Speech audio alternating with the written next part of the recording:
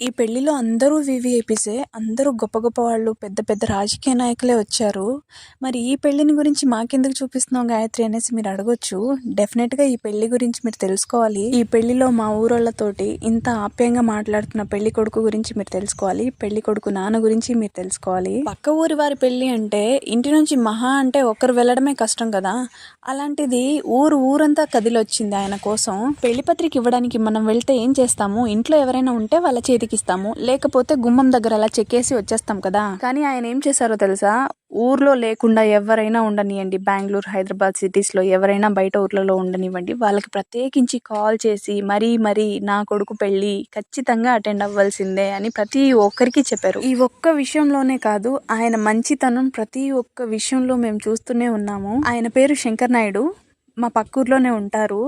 ప్రతి ఒక్క విషయంలోనూ మాకు చాలా హెల్ప్ చేస్తారు. మా ఊరి విషయాల్లో ఏ ఇంట్లో చిన్న గొడవ జరిగినా, ఆస్తి తగాదాలున్న ప్రతి ఒక్క పంచాయతీ తెగల్సింది ఆయన వల్లనే. మరి ఆయనకు అంత పలుకుబడి ఉన్నా సరే ఏ రోజు కూడా మా మీద అజమాయిషీ చేయాలని అనుకోలేదు. కులమత భేదాలతోటి మమ్మల్ని వేరు చేసి చూడలేదు. ఎక్కడ ఎవరు కనిపించినా సరే బండి నిలిపి మరీ మాట్లాడేంత సంస్కారవంతులు.